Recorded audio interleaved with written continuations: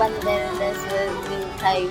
અમે આવી ધંધો કરીએ પટ્ટાના, પછી ઘડિયાળોના, હારના, બુટ્ટીના, એવી સરસ સરસ આઈટમ હોય એ વેચાઈએ.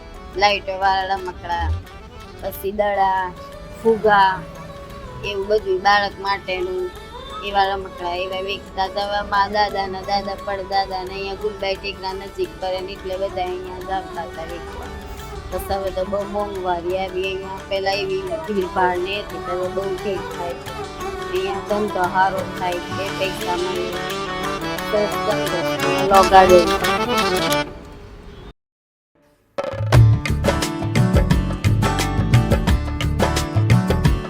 મારો જલાલો બિલાલો મારું મતવાલો, જલાલો બિલાલો મારું મતવાલો, મારો કેસરીઓ બલમ ઘર આવશે આવશે રે મારા રાજ. મારું નામ સુરેશ આંબલિયા છે એન્ડ મારી ઉંમર છે અત્યારે 37 રનિંગ છે. હું છેલ્લા અહીંયા કને 19 વર્ષની છું અને પ્લસ આ જે લો ગાર્ડન માર્કેટ છે એ all over India wise plus out of India world wide famous market છે. લાઈક આ માર્કેટ એટલીસ્ટ 40-42 યર્સથી રનિંગ છે.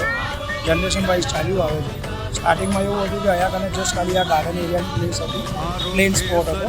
પછી લોકોને એવું લાગ્યું કે એમની વસ્તુ મતલબ એમના હાથનું બનેલું ખતકામ જે છે એ એમનું પ્રોડક્ટ અહીંયા કને એ સેલ કરે અને એમનું ઘર સંચાલન ચલાવે. એ પ્રમાણે એમને ચાલુ કર્યું. પછી એવી રીતે જ એમના રિલેટિવ્સ છે, પછી નેબર્સ છે, એ જોઈને એ એકઠા થયા અને બધા લોકો ભેગા થઈને એ સ્ટાર્ટિંગમાં બિગિનિંગમાં 8-10 લોકોએ બેસીને અહીંયા કને બેસવાનું ચાલુ કર્યું અને એમનું હાથે જે બનાવેલો એમના જે પ્રોડક્ટ્સ હતા, જે ગુડ્સ હતા, એ બધા હેન્ડવર્કના, હેન્ડ એમ્બ્રોઇડરીના બધા પ્રોડક્ટ્સ એમને વેચવાનું ચાલુ કર્યું.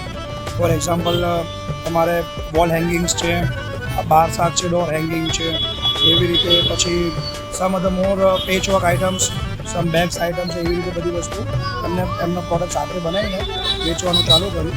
પછી જ્યારે ધીરે ધીરે જગ્યાનો અને એમની વસ્તુનો પ્રચાર થવા માંડ્યો એ પ્રમાણે નેબર્સ છે, પછી રિલેટિવ્સ છે, એમાં જાણ થવા માંડી કે અહીંયા કને આવી રીતે બેસવાનું ચાલુ થયું છે અને વસ્તુ ઈચ્છીને એ એમનું મતલબ વોટ એવર જે બી તમે સમજી શકો છો એમના ઘરનું સંચાલન ચલાવવા માટે, આર્થિક સ્થિતિ એમની સુધરે એ માટે એમને આ વસ્તુ અને આ જગ્યા એમને સ્પોટ પકડી છે. બાદીલા ઢોલા રે વો હે બાદીલા,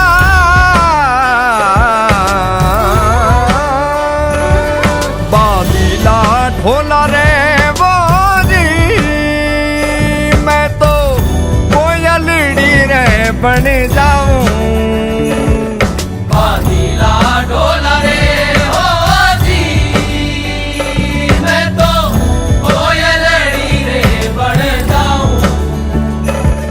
मैं कोयलड़ी बन जाऊं, मैं कोयलड़ी, मैं तो कोयलड़ी बन जाऊं, उड़ जाऊं थारे देश में, देश मोरे देश मोरे देश में. हो मारो जलालो बिलालो, हो मारो मारू मतवालो, मारो जलालो बिलालो, हो मारो मारू मतवालो. हे जी मारो केसरियो बलम घर आवसी आवसी रे मारा राज. अहमद शाह ने शहर बनाया 1411 नदी के उस तरफ. अभी जब एलिस ब्रिज बना इंडिया के इंडिपेंडेंस के बाद, तब इस तरफ की जो अहमदाबाद था, नवरंगपुरा था, वो तेज़ी से डेवलप होने लगा, पॉश एरिया बनने लगा. जो NRIs थे वो यहाँ पे रहने को आने लगे और फिर यहाँ पे एक ग्रीन स्पेस था जो लॉ गार्डन के नाम से फेमस है. ये ग्रीन स्पेस को कन्वर्ट किया गया लॉ गार्डन, एक पार्क में, जहाँ पे लोग वॉकिंग के लिए इवनिंग में वॉकिंग करने आ रहे थे, जिससे यहाँ पे जो वेंडर्स थे उन्होंने फुटफॉल देखना चालू किया. अभी उन लोगों ने अपॉर्चुनिटी को देखते हुए यहाँ पे देखा कि यहाँ पे जो NRIs है और जो हाई सोसाइटी, जो रिच पीपल है, वो आने लगे. तो मैंने एक अपॉर्चुनिटी देखा कि यहाँ पे गुजराती सामान, जो गुजराती चनिया चोली है, गुजराती कपड़े हैं, डांडिया है, जो भी गुजराती ट्रेडिशनल क्लोथ्स है, वो बेचना चालू किया और उससे यहाँ की जो फुटफॉल है वो बढ़ने लगी और जो चनिया चोली है वो फेमस होने लगी। जितने भी NRIs थे, और NRIs भी नहीं, जितने बाहर के लोग थे, गुजरात के बाहर के, वो यहाँ पे आके ये सारी चीज़ें खरीदने लगे। અને એમને પછી થોડું ઘણું એમને પ્રોડક્શન વધારવા માટે એમને રિલેટિવ્સમાં, નેબર્સમાં એમને જાણ કરી કે આવી રીતે અહીંયા કને બજાર બને એવું છે અને પ્લસ પબ્લિકનો સારો આવરો જવરો છે, તો જેથી કરીને આપણું પ્રોડક્શન છે એ વધારી શકીએ છીએ અને પ્લસ ઘણા લોકોને કામ પણ આપણે આપી શકીએ છીએ, એમને કામ પણ મળી શકે છે અને આ વસ્તુ આગળ જતાં ઘણા લોકોને લાભદાયી રહેશે અને સહાયક વસ્તુ બની જશે। એવી રીતે ધીરે ધીરે ધીરે કરીને 8 થી 10 પાથાણા લાગ્યા હતા। એના પછી ધીરે ધીરે ધીરે ધીરે કરીને તમે જોઈ શકો છો આજે બજાર કેટલું એક્સપેન્ડ થયેલું છે, જે ઓલ ઓવર આ ફર્સ્ટ ક્રોસથી માંડીને આગળના ક્રોસ સુધી ઓલ ઓવર આ ઓનલી સિંગલ માર્કેટ છે।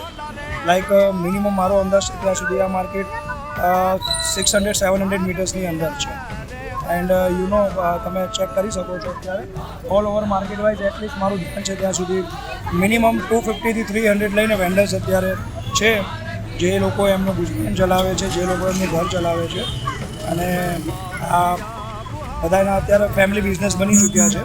લોકો હવે આ જ એમના પ્રાઇમરી બિઝનેસ તરીકે એમનું થઈ ગયું છે કે આ જ બિઝનેસમાં અત્યારે લોકો એમનું ઘર ચલાવે છે અને એમનો આર્થિક ધંધો ચાલે છે।